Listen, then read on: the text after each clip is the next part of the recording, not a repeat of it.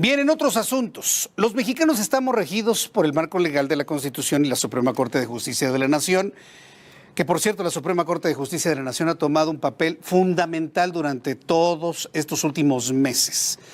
Se encarga de defender a la Constitución, para entenderlo de esa manera, y para preservar el Estado de Derecho. Hoy, en esta mesa de análisis que te he platicado desde días anteriores, que tenemos el día de hoy aquí en el Heraldo Televisión, vamos a analizar si existe fíjate el concepto, activismo judicial, un activismo en este caso de la Suprema Corte de Justicia de la Nación, con el objetivo de imponer una agenda pro aborto desde la Suprema Corte. En ocasiones anteriores hemos platicado sobre este tema. Hoy vamos a profundizar si la Suprema Corte de Justicia de la Nación efectivamente tiene este objetivo o esta actividad antes y después, porque hay un antes y un después en cómo se está manejando la Suprema Corte de Justicia de la Nación. Para conversar sobre este asunto, hemos invitado aquí en el estudio a la licenciada Ingrid Tapia. Ella es abogada constitucionalista. Me da mucho gusto saludarla, bienvenida, gracias por estar aquí. Gracias. Y también se encuentra con nosotros Francisco Vázquez Gómez Bisoño. Él es doctor en Derecho y además goza también de otros cargos. Es investigador nacional del Sistema Nacional de Investigadores del CONACYT. Gracias por estar aquí. Muchas gracias, Jesús Martín. Bien, pues el concepto en sí mismo, como ciudadanos, pues nos sorprende, ¿no? Un activismo judicial por parte de la Suprema Corte de Justicia de la Nación. Yo quisiera que primero definiéramos qué es esto de activismo judicial para poderlo entender y de esta manera tratar de entender qué ha sucedido antes y ahora dentro de la Suprema Corte de Justicia de la Nación. Pues yo quiero preguntarle, por favor, en este momento a la licenciada Ingrid Tapia, ¿qué debemos entender por activismo judicial? ¿Te puedo cambiar la pregunta? A ver. Porque creo que lo que está muy de moda, sobre todo después de los temas estos de la Guardia Nacional y que sale el presidente de la República desde su palestra a atacar todas las mañanas a la Suprema Corte, acusándola de activismo judicial, etcétera. Yo creo que es más importante empezar por lo que no es el activismo judicial. ¿Qué no es el activismo judicial y qué sí es? Cuando la Suprema Corte lo que hace es interpretar el texto de la Constitución y fallar acorde a la Constitución de un país, salvo que el precepto de la Constitución vulnere los derechos humanos y fundamentales de forma grave, la Suprema Corte está cometiendo su función, que es el caso de la Guardia Nacional, ¿no? La Constitución te dice expresamente que la Guardia debe estar en un mando civil. Te lo dice la letra. Y dices, oye, ¿eso es activismo judicial? No. Es interpretación de la ley. No, porque lo dice la Constitución y lo dice además expresamente. Sí. En cambio nosotros, cuando hablamos en la academia o en el discurso político, en la retórica política de activismo judicial, estamos hablando de esta actitud que tiene la Suprema Corte, indebida, ¿no? Indebida en lo moral, indebida en lo público, indebida en lo técnico, de enervar una facultad que corresponde al Congreso para darse leyes al Congreso Federal y a los congresos estatales, al Poder Estadual, para darse leyes sobre pretexto de hacer una interpretación en abstracto. ¿No? Correcto. A ver, en el caso del aborto está peor el tema, ya te lo dirá Francisco, pero yo creo que es eso, enervar la capacidad constituyente, el poder soberano del pueblo para darse leyes y desde las sentencias ponerse a legislar. Licenciado Vázquez Gómez, ¿qué es lo que debemos entender entonces por este activismo judicial, específicamente en el tema del aborto? Claro, concretamente es esta posición desmesurada, ¿no? Porque al final del día creo que todo tribunal constitucional, como ya lo dijo Ingrid, se debe a la Constitución, debe de hablar por y la Constitución. Cuando lo hace, está jugando correctamente en el sano equilibrio de los poderes. Pero cuando va más allá, y es decir, se sale de su ámbito, como por ejemplo, en la definición de los contenidos y límites de los derechos humanos, que a todos nos interpela. La Corte normalmente lo que hace es acercarse a los casos concretos en el que están involucrados Juan y María, o solamente María o solamente Juan, y deducir derechos. ¿Qué derechos están siendo violados ahí? Entramos en un activismo cuando a lo mejor ni caso tengo, ¿no? Ejemplos tenemos varios, por ejemplo en el tema de la despenalización del aborto, o bien en la penalización del aborto, o bien en el impulso de políticas públicas de varios estados de la República que van mucho más allá y que intentan resolver el problema de fondo. El problema no es si metemos o no metemos a las mujeres a la cárcel que están en esa circunstancia. El problema es cómo el Estado apoya a una mujer que está en estado de vulnerabilidad ante una circunstancia así. El activismo judicial se presenta cuando el juez se sale del contexto del caso para intentar impulsar una ideología que va a favor o que va en contra de un tema que es polémico de suyo. Y ahí es donde a nosotros nos preocupa. Hoy por hoy hay casos en donde, pues, por ejemplo, la semana pasada la primera sala de la Suprema Corte de Justicia de la Nación le reconoce el derecho a las mujeres que sin siquiera estar embarazadas a que puedan impugnar vía aborto el tipo penal del Código Penal local, del cual estado el que tú quieras, por penalizar el aborto. Es decir, y ahí es donde ya nos planteamos una duda, me parece que bastante razonable. Oye, ¿el juez puede llegar a eso? El juez tendría que limitarse a resolver, vuelvo al caso, ¿no? Sí. Al caso de María y de Juan, o de solamente de María y de Juan. Pero cuando ya está planteando sentencias desde esta lógica, pues en realidad yo veo ahí que más bien existe el impulso o la decisión premeditada de no ser imparcial y de impulsar una ideología que lo van materializando a través de sentencias. Sentencias que, dicho sea de paso, en el activismo judicial normalmente vamos a ver esto, falta de técnica, falta de rigor en cuanto a la argumentación. Y esto es lo que rompe propiamente el equilibrio de poderes. Termino con esta idea. Los padres fundadores del constitucionalismo norteamericano lo tenían muy claro. Cuando hablamos de los tres poderes tradicionales, ellos decían, el poder ejecutivo tiene el poder de la espada, ¿no? Porque nos puede cobrar impuestos, nos puede clausurar el negocio. El poder legislativo tiene el poder de la bolsa, porque distribuye los dineros, para bien o para mal. Ajá. El poder judicial tiene el poder del discernimiento. Y hablar de discernimiento es hablar de raciocinio, de argumentación sólida, convincente. Cuando no vemos eso en las sentencias, es propiamente cuando podemos o estamos en presencia de activismo judicial. Eso es muy interesante. Ahora, ese activismo en donde intentan influir, ¿es un intentar influir o es un presionar y obligar? No, para nuestra desgracia, de hecho, influyen. Porque como arriba de la Suprema Corte ya no hay corte más que la Interamericana. Pero de hecho eso entonces es Como una digo yo, la obligación, celestial, una y en esa presión. no litigo porque no sea que la funeraria sea la oficialía, ¿no? Ajá. Pues te meten en un problemón, ¿no? Porque, O sea, ¿quién le dice no a la Corte, a la Suprema Corte exacto, de Justicia? ¿no? Ah, Y entre que vas a la Corte Interamericana, que los litigios son tan muy prontos y expeditos como los mexicanos, de 7, 8 y 10 años, hombre, pues ya las externalidades negativas de un fallo que carece de mérito, pues son apoteóticas, son terribles, ¿no? Sí. En el caso del aborto, la postura de la Corte es hasta de lo artificiosa da risa. sí. Es decir, yo estoy de acuerdo que si tú eres el intérprete de la norma, porque el legislativo hace la ley, ¿no? El ejecutivo la ejecuta, ¿no? Y el judicial la interpreta. La interpreta. Tú no puedes hacer que el intérprete haga la norma, porque es donde se hay el desquebrajo, el desequilibrio de los poderes. Si la Constitución en ningún lado dice que existe el derecho a matar a tu propio hijo, que es el aborto, y tampoco lo dice ningún convenio, ningún tratado internacional, ni uno, ni siquiera de forma intuitiva, ninguno. ¿Cómo es que la interpretación de lo que no dice termina siendo lo contrario a lo que dice? Ahí es cuando decimos, oye, tanto no dijimos. La facultad del intérprete no llega a tal modo, o Sí. no es tan extensa, para terminar diciendo lo que prohíbe la ley.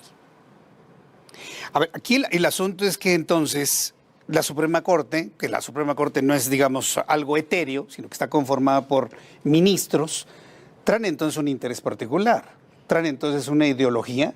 ¿Cuál es el interés de la Suprema Corte de Justicia de la Nación de influir, presionar bajo este concepto que nos dice la licenciada Tapia en los congresos de los estados para entonces tratar de mover a que se aprueben estas leyes que despenalizan el aborto? ¿Cuál es el interés de la Suprema Corte? Bueno, no sé si sea el interés de ellos en lo particular. Lo que sí me queda claro y creo que está perfectamente probado es, digamos, todo el movimiento que hay detrás en torno al tema, ¿no? Y que no solamente es ideológico o entran por lo ideológico y con la bandera de los derechos humanos, pero en el fondo sabemos la cantidad de dinero que se mueve detrás del comercio del aborto. Es un concepto ¿no? Entonces, importante. ahí hay un tema importante.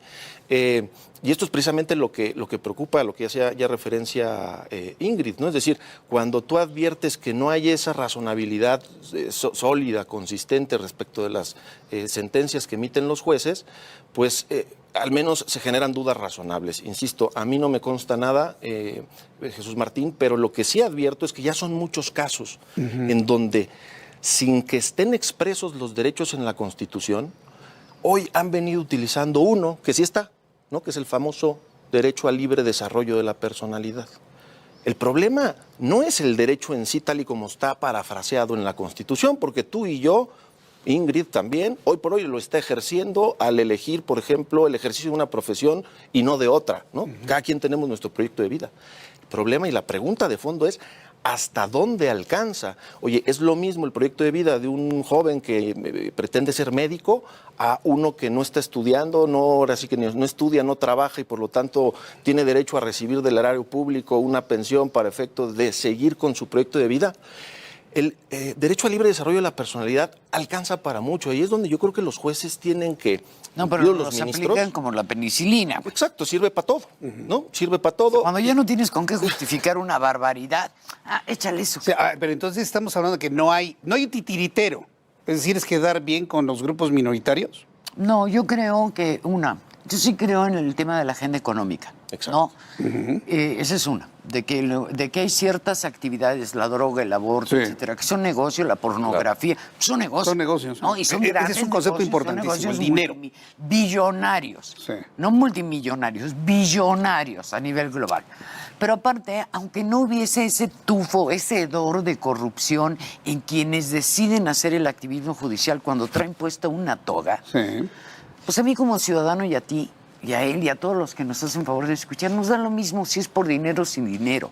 Porque a ti lo que te importa como ciudadano es que el juez se mantenga equidistante de las partes en el proceso. Si un ser humano no puede mantener la verticalidad de su imparcialidad sobre un tema, debe reabstenerse, porque no sirve para juez. Yo lo que quiero como ciudadano al llegar a una corte es saber que ese juez, el que me va a sentenciar, el que va a recibir, es equidistante e imparcial. Y si eso no lo pueden hacer nuestros ministros en nuestra más alta corte, ¿no? Porque tienen su ideología, que yo respeto mucho, como Bora Milutinovic, yo respeto opinión de todo el mundo. ¿Quieres pensar lo que se te dé tu gana? Sí.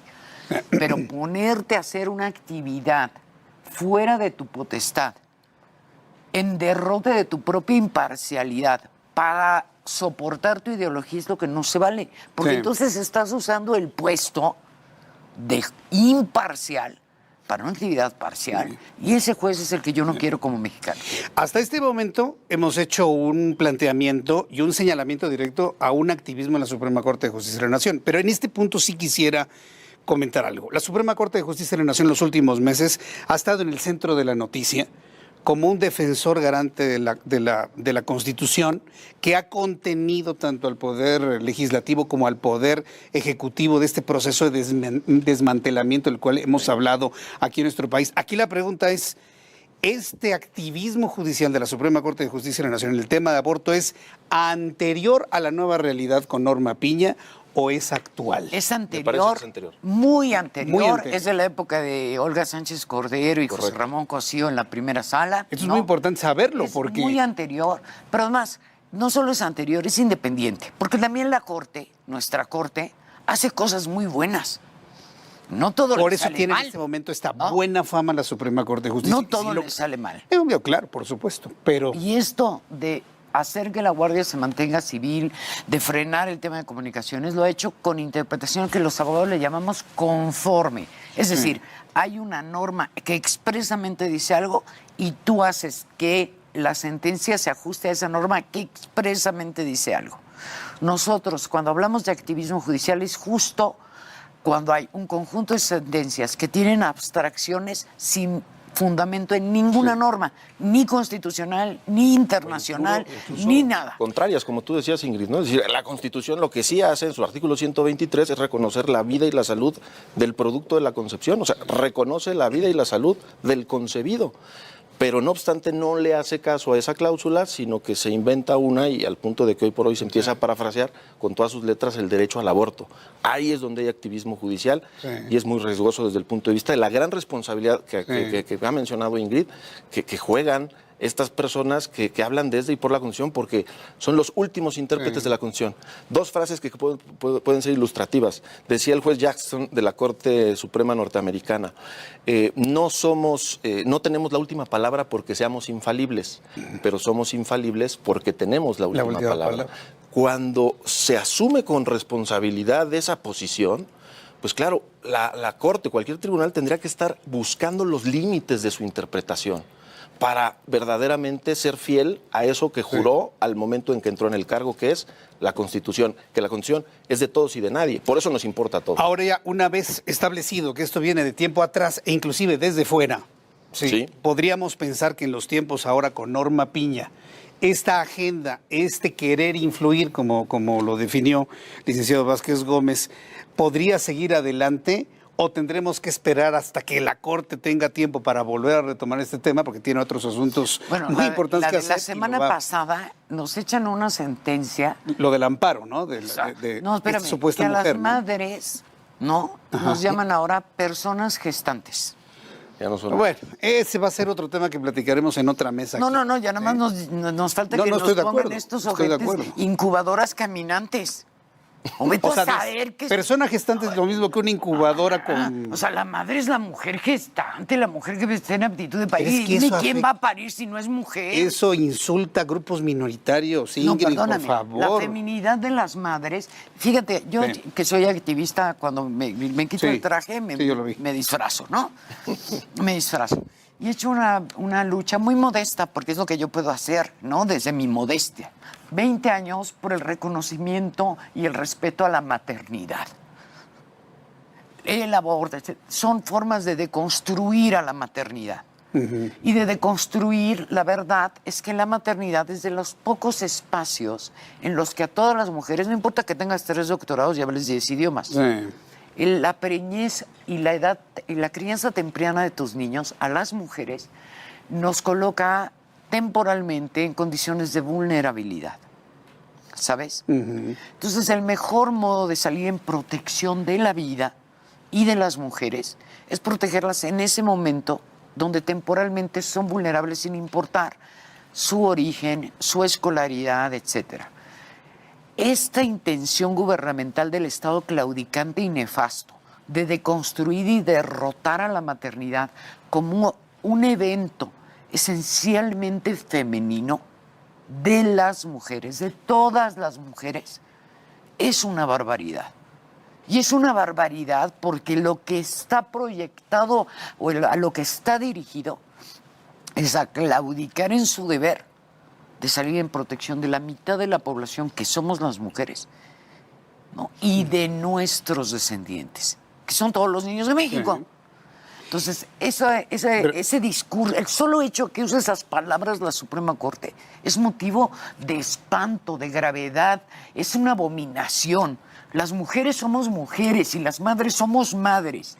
Y pedimos ser tratadas con el respeto y la consideración que merecemos como seres humanos. No somos incubadoras andantes, no somos personas gestantes, no somos bultos encarnados, somos mujeres y somos madres. Y las mujeres que decidimos ser madres, debemos de saber que el Estado está ahí cumpliendo su obligación de salir a cargo, por lo menos de las que decidieron ser madres en condición de depauperación o precariedad. Licenciada Tapia, esta definición ha sido muy impactante, muy importante, me parece muy bien. Aquí el asunto es saber si los congresos, ahora que se sienten presionados por este activismo de la Suprema Corte de Justicia de la Nación, ¿pueden atender un llamado como este o están más preocupados en la apariencia, en la ideología, en la moda? ¿Qué es lo que van a hacer los congresos ahora con esto? Bueno, me parece que también ahí es un tema importante que destacar que nuestra Constitución establece un sistema federal en donde estos tópicos, dicho sea de paso, son ámbito de competencia de los estados de la República. Sí, claro. Ahora, no obstante, con esta apertura, con este activismo judicial, pues muy probablemente se empiecen a plantear amparos. Yo lo que diría es que los órganos legislativos en este sentido pues tienen que hacer su función de manera correcta, ponderando y legislando y tomando la mejor decisión, no por presión, sino atendiendo al deber ser, para que la norma siga protegiendo lo que tiene que proteger, como bien decía Ingrid, en un primer momento al concebido, en el momento inmediato después a la madre gestante, a la mujer que está embarazada. Y esto es lo que nosotros esperamos de nuestros órganos legislativos, que defiendan su ámbito de competencia, porque esto no se puede federalizar como si se pensara que la Suprema Corte de Justicia, que ese es el otro gran riesgo que se advirtía ya en el constitucionalismo norteamericano, ¿no? Decir, oye, todos estamos por debajo de la Constitución, pero nosotros, ministros de la Corte, decimos qué dice la Constitución. Entonces, ahí es donde nos topamos, como ¿no? el Cristo de Salvador Dalí. ¿Sí has visto ese cuadro? Sí, que es una imagen de un Cristo. Lo acabo de ver, por cierto. De Salvador Dalí desde arriba, que es desde arriba, en la locura de Salvador Dalí sentirse por encima de Dios. Claro. Entonces, así yo cuando veo ese cuadro, yo pienso en los señores ministros, ¿no? Que se ven sienten la por arriba de la Constitución, Constitución. Claro. y ellos vuelan por encima de la Constitución. No, perdóname, tú eres el garante. El intérprete eres el garante y tu primer deber como ministro es el de contención. Yo conozco a alguien que está ya todavía más arriba de la Constitución. Ah, no, sí, yo también, pero también tiene otros datos él. Sí, por Y no es supuesto. juez. Digo, ahora, ¿qué van a hacer los congresos? ¿Van a sucumbir esta presión? ¿Van a tener que legislar? Es que los congresos ya se defendieron, Jesús. Mira, cuando se todos no despenalizó lo han el hecho, aborto en la Ciudad de México, uno de los razonamientos de verdad para el perro que dijo la Corte en el engrose era que la Constitución Política Federal no protegía el derecho a la vida. De manera textual, correcto. De manera No literal. protege el derecho a la sí, vida. le pusieron la lupita del Word, la lupa, Sí. no la lupita. Ya tiene varios años. Era cuando precisamente Marcelo Ebrard era jefe de gobierno de la Ciudad de México. No la protege. Entonces, por primera vez en la historia de México, qué orgullosa me sentí de ser mexicana yo en esos años. Fíjate, Sí. cuando vieron esa sentencia en los estados, se enojaron y durante los 16 años siguientes, señores, 22 estados de la República cambiaron su constitución porque es su forma de decirle a la Suprema Corte de, no está la vida protegida en la Constitución Federal de forma expresa. Pues, ¿qué crees? Aquí sí. Y si quieres tú derrotar la vida en mi entidad, vas a tener que primero modificar mi Constitución. Como a los grupos abortistas no les alcanzó para hacer eso, porque tú para modificar una Constitución local tienes que tener, salvo en Oaxaca, que fue donde sí lo hicieron, y en Sinaloa, que pobres, ahí ¿cómo se les da lo malo ahí? Sí. ¿No? Bueno, salvo en Oaxaca y en Sinaloa, en todos los estados, si tú quieres modificar la Constitución local, tienes que tener 2/3 partes de tu Congreso y la mitad más uno de tus presidentes municipales, de tus municipios, pues, ¿no? Tus cabildos. Pues obviamente todas las personas que son detractoras de la vida intrauterina, pues no les alcanzaba el argumento para convencer a 2/3 partes y por eso durante 16 años se mantuvo protegida la vida, gracias al valor de los congresos de los estados, que le plantaron cara a la Corte y le dijeron, ¿la quieres expresa? Pues aquí en mi estado se protege la vida, expresamente desde la concepción y hasta su muerte natural. Porque al rato me vas a salir con que hay que matar al doliente y no el dolor, ¿no? Con la eutanasia. ¿No? Entonces, hay que darles mérito a los estados y de que son empáticos con esta idea que yo sí comparto fielmente, de que tenemos como seres humanos el deber de oponernos a cualquier forma de exterminio humana. Oponernos a cualquier forma de exterminio humano. Cualquiera. No me importa si es por raza, por desarrollo, por estado gestacional, por género, por religión. Las personas que somos liberales nos oponemos a cualquier forma de exterminio humano.